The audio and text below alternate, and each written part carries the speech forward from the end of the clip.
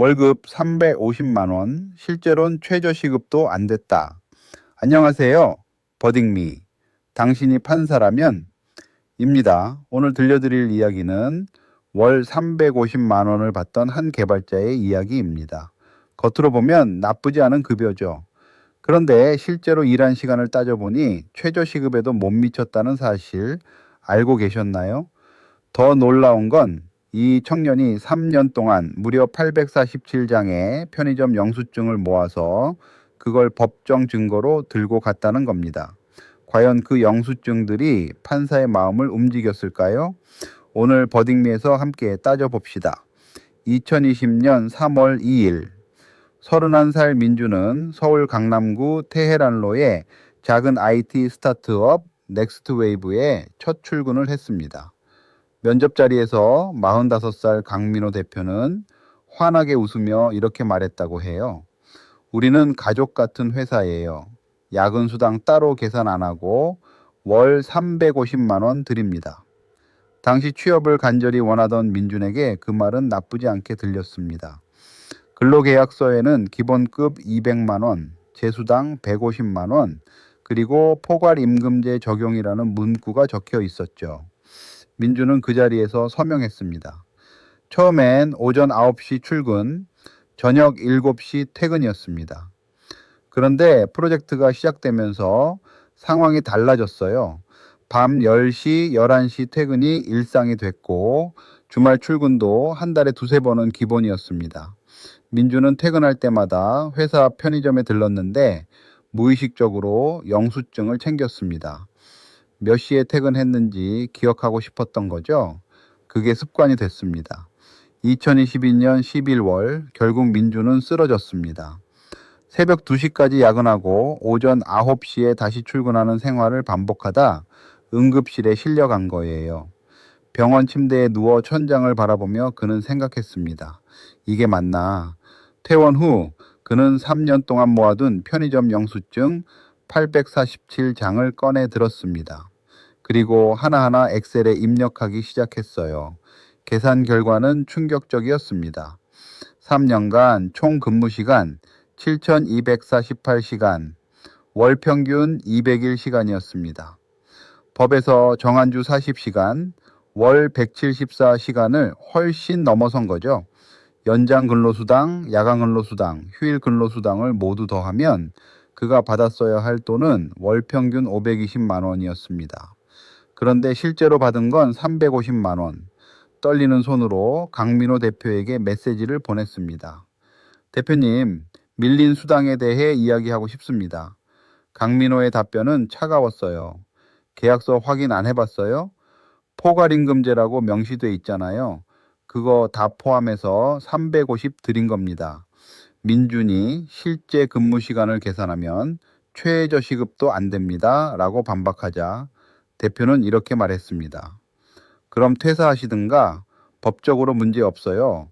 변호사한테도 확인했습니다. 2023년 1월 열흘 민주는 퇴사했습니다. 그리고 같은 달 25째 날 서울중앙지방법원에 임금 청구 소장을 제출했습니다. 청구 금액 1억 2,400만 원, 3년간 미지급된 연장, 야간, 휴일 근로수당과 퇴직금 차액이었습니다. 변호사는 처음에 난색을 표했어요. 포괄임금제에 합의가 있으면 쉽지 않습니다. 그런데 민준이 영수증 더미를 꺼내 보이자 변호사의 눈빛이 달라졌습니다. 자, 이 사건의 핵심은 바로 이겁니다. 포괄임금제, 과연 어디까지 허용되느냐는 문제입니다. 포괄임금제란 쉽게 말해 야근 수당이든 뭐든 다 합쳐서 하나의 월급으로 드린다는 약속이에요. 계약서에 그렇게 써 있고 직원이 서명했다면 나중에 추가 수당을 요구할 수 없는 걸까요? 그게 정말 합법일까요? 우리 직장인이라면 누구든 한 번쯤은 맞닥뜨릴 수 있는 문제입니다. 이건 단순히 민준 한 사람의 이야기가 아니에요. 원고 민준의 입장을 먼저 들어볼게요. 그는 이렇게 주장합니다. 근로계약서에 포괄임금제라고 적혀 있다 해도 실제 근무 시간을 계산할 수 있었고 회사도 출퇴근 기록을 관리하고 있었습니다. 즉 시간 산정 자체가 불가능한 특수한 상황이 아니었다는 거죠. 게다가 계약서에 적힌 제수당 150만 원은 실제로 발생한 초과 근로수당 월평균 346만 원의 절반도 안 됩니다. 합리적인 보상이라고 볼 수 없다는 주장입니다. 그리고 무엇보다 847장의 영수증, 출입 기록, 업무 메신저 로그, 이메일 발송 시간까지 세밀하게 정리된 증거가 있었습니다. 초과 근무는 자발적인 게 아니라 프로젝트 일정표와 업무 메일이 증명하는 회사의 지시였다고요. 반면 피고 회사 측의 주장도 들어봐야겠죠. 회사는 이렇게 맞섭니다. 근로계약서에 포괄임금제가 명확히 명시돼 있고 민준이 직접 서명했다. 월 350만 원은 동종 업계 신입 개발자 평균 급여 수준이라 불합리하지 않다. IT 개발 업무는 특성상 근로시간 산정이 어려워 포괄임금제 적용이 정당하다. 게다가 초과 근무 중 상당 부분은 회사 지시가 아닌 민준 본인의 자발적 업무였다. 듣고 보니 양쪽 다 나름의 논리가 있죠. 계약서에 서명한 건 사실이고 업계 관행이라는 것도 아주 틀린 말은 아닐 수 있습니다. 그런데 한편으로는 계약서에 서명했다는 이유만으로 법이 정한 최소한의 권리조차 포기해야 하는 걸까요? 여러분은 어느 쪽 손을 들어주시겠습니까? 지금 버딩미 블로그에서 직접 투표해 보실 수 있습니다. 원고 민준의 손을 들어주실지 아니면 피고 회사의 손을 들어주실지 골라주세요. 투표에 참여하신 분들께는 실제 판결 내용이 공개됩니다. 과연 판사는 어떤 결정을 내렸을까요? 847장의 영수증은 법정에서 어떤 힘을 발휘했을까요? 긴장되시죠? 자, 드디어 실제 판사는 어떤 결정을 내렸을까요? 2023년 7월 열나흘 드디어 판결이 선고됐습니다. 방청석에 앉은 민준의 손은 땀으로 흠뻑 젖어 있었습니다. 판사는 먼저 포괄임금제 약정의 유효성을 따졌습니다. 대법원 판례에 따르면 포괄임금제가 유효하려면 두 가지 조건 중 하나를 충족해야 합니다. 첫째, 근로시간 산정이 어렵거나 둘째, 실제 근로에 상응하는 합리적인 보상이 전제돼야 한다는 겁니다. 그런데 이 사건에서 회사는 출퇴근 기록을 직접 관리하고 있었고 민준의 업무는 사무실 안에서 이루어지는 개발 업무였습니다. 근로시간 산정이 어렵다는 주장은 설득력이 없었죠. 합리적인 보상도 마찬가지였습니다.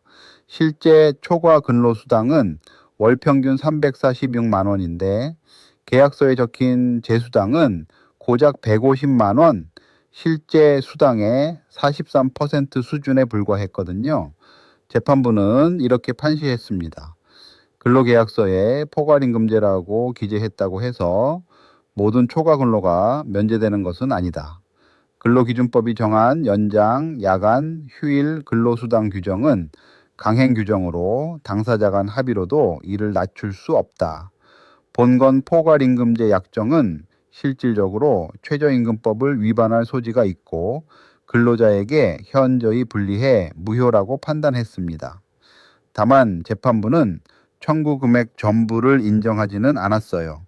일부 주말 근무는 회사의 명시적 지시를 입증하지 못했고 초과 근로 시간에서 식사 시간과 휴게 시간도 제외해야 했습니다. 최종적으로 청구액 1억 2,400만 원 중 9,870만 원이 인정됐습니다. 인용률 약 79.6%였습니다. 원고 일부 승소, 방청석의 민준은 조용히 고개를 숙였고 눈물이 흘렀습니다. 이 판례가 우리에게 주는 교훈은 정말 명확합니다. 첫째, 포괄임금제 계약서에 서명했더라도 그게 무조건 합법은 아닙니다. 실제 근로시간 산정이 가능하고 보상이 합리적이지 않다면 법원은 그 약정을 무효로 볼 수 있어요.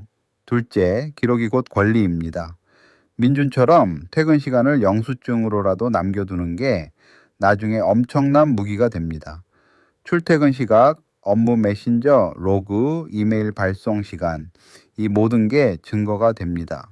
셋째, 비슷한 상황에 놓여 계신다면 지금 당장 고용노동부 진정이나 노동청 상담을 먼저 받아보세요. 소송 전에도 해결될 수 있는 경우가 많거든요. 알아두면 반드시 도움이 됩니다. 당신이라면 어떤 판결을 내리셨을까요? 오늘 민준의 이야기 어떻게 들으셨나요? 버딩민은 매주 우리 삶과 맞닿은 실제 판례를 함께 들여다봅니다. 재미있으셨다면 구독과 공유 부탁드립니다. 주변에 야근에 지친 직장인 친구가 있다면 이 에피소드를 꼭 들려주세요. 다음 판례에서 또 만나요.